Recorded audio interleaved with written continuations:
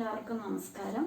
അപ്പോൾ നമ്മൾ ഇന്നലെ പഠിച്ചതിൻ്റെ ബാക്കിയാണ് ചെയ്യുന്നത്. എക്സസൈസ് 3.5 ഇനി 3 ക്വസ്റ്റ്യനും കൂടി അത് ചെയ്യാനുണ്ട്. അതിൽ മൂന്നാമത്തെ ക്വസ്റ്റ്യനാണ് നമ്മൾ ചെയ്യാൻ പോകുന്നത്. യാർ scored 40 marks in a test, getting 3 marks for each right answer and losing 1 mark for each wrong answer. Had 4 marks been awarded for each correct answer and 2 marks been deducted for each incorrect answer, Yar should have scored 50 marks. How many questions were there? അപ്പോൾ നമ്മൾ ഇതിൽ let the number of correct answer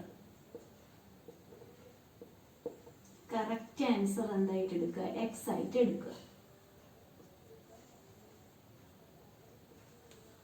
B X. അതുപോലെ incorrect answer നമ്മൾ എന്തായിട്ട് എടുക്കുക?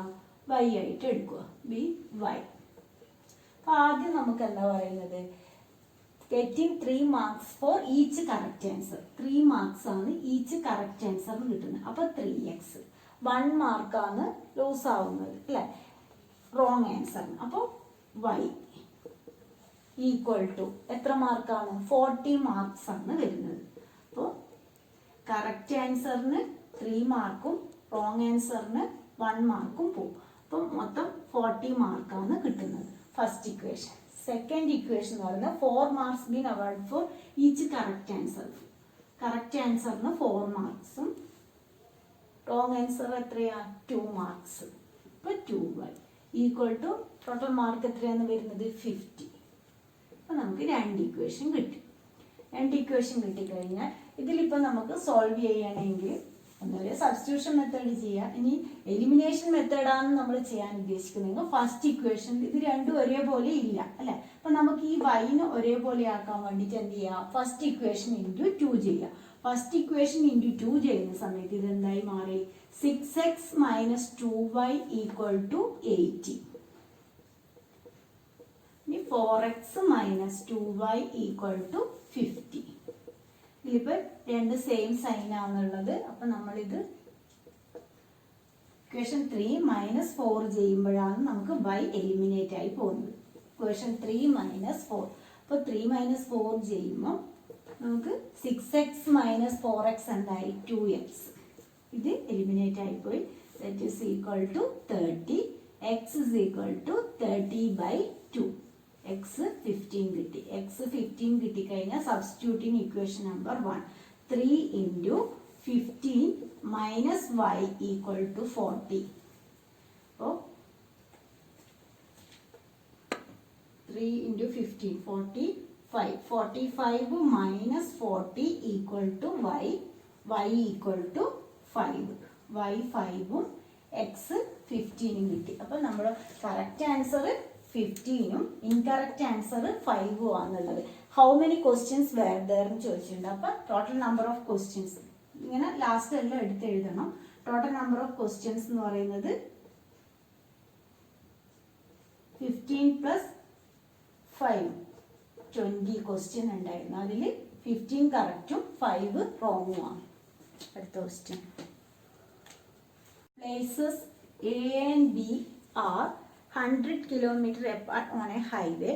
One car starts from A and another from B at the same time. If the car travel in the same direction at different speeds, they meet in 5 hours. If they travel towards each other, they meet in 1 hour. What are the speeds of the two cars? അപ്പോൾ നമ്മൾ ഇവിടെ നമുക്ക് സ്പീഡാണ് കാണേണ്ടത്. എന്താണോ കാണേണ്ടത് നമ്മൾ excited. Let the speed of first car be x km/h. Speed of second car എന്തായി? y km/h. ഇനി നമുക്ക് പ്ലേസസ് A and B. ഇവിടെ നമുക്ക് ഡിസ്റ്റൻസ് ആണ് തന്നിട്ടുള്ളത്.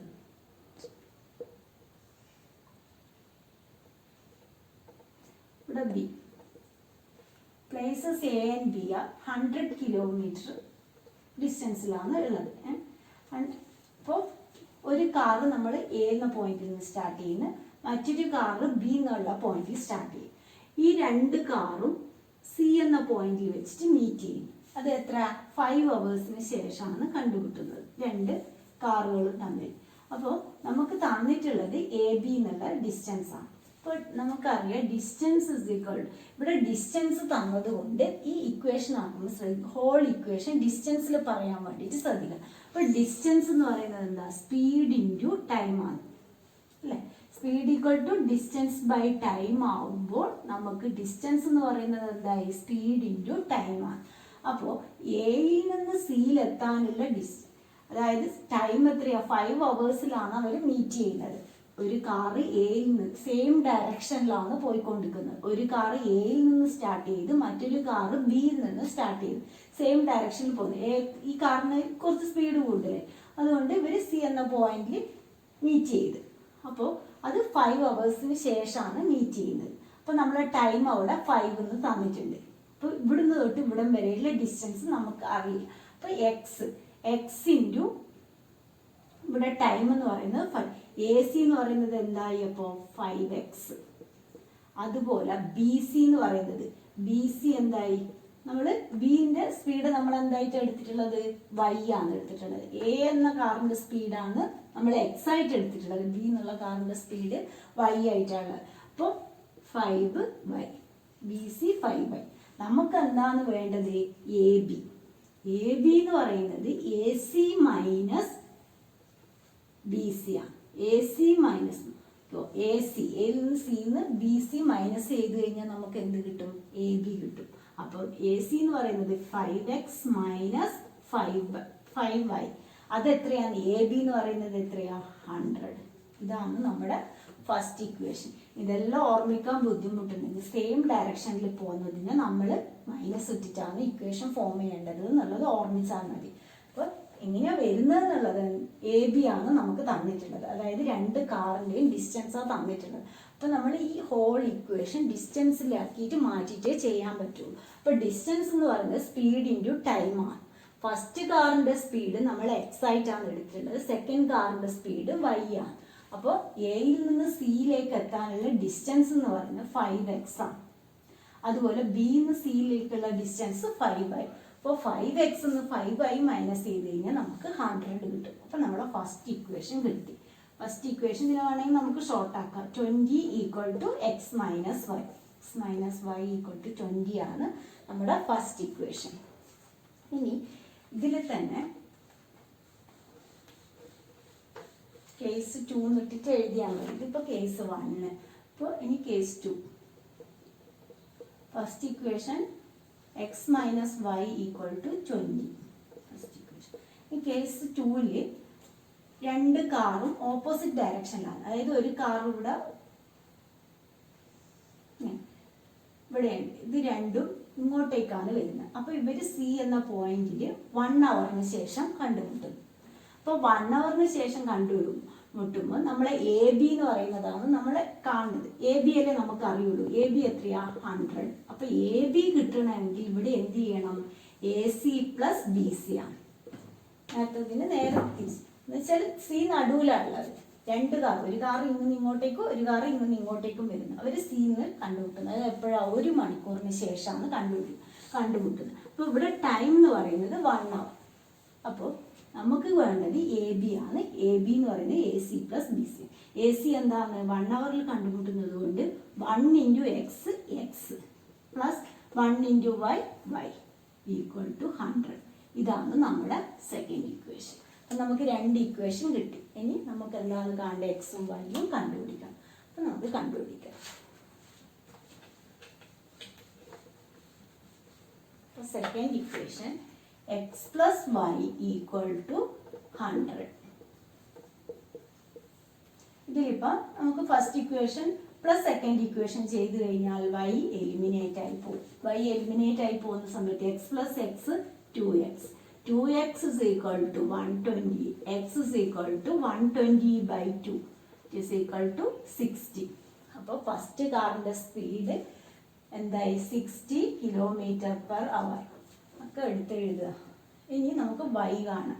സബ്സ്റ്റിറ്റ്യൂട്ടിങ് ഇക്വേഷൻ നമ്പർ 2ൽ സബ്സ്റ്റിറ്റ്യൂട്ട് ചെയ്യുന്നു ഞാൻ. ഇക്വേഷൻ 2. അപ്പോൾ 2 എന്താണ്, X 60 plus y equal to 100. Y equal to 100 minus 60. It is equal to 40. അപ്പോൾ y speed of second car എന്ന് പറയുന്നത് 40 km/h. നമുക്ക് സ്പീഡല്ലേ കാണേണ്ടത്. What are the speeds of two car? Speed of first car എന്ത് കിട്ടി? 60 km/h. Second car 40 km/h. അപ്പോൾ അടുത്ത question, ഒരു ക്വസ്റ്റ്യനും കൂടി അതിലുള്ളൂ. അടുത്ത ക്വസ്റ്റ്യൻ നോക്കാം.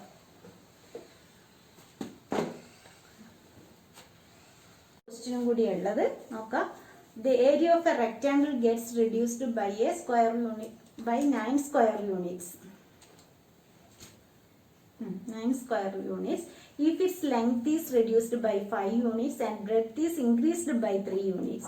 If we increase the length by 3 units, the breadth by 2 units, the area increases by 67 square units. Find the dimensions of the rectangle.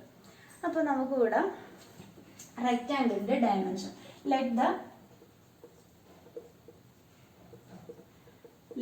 ലെങ്ത്തും ബ്രെഡ്ത്തും അല്ല ഉണ്ടാവുക റെക്റ്റാങ്കിളിന്. ലെങ്ത് ബി എക്സ് ആയിട്ട് എടുക്കുക. അതുപോലെ ബ്രെഡ്ത്ത് നമുക്ക് എന്തായിട്ട് എടുക്കുക? വൈ ആയിട്ട് എടുക്കുക.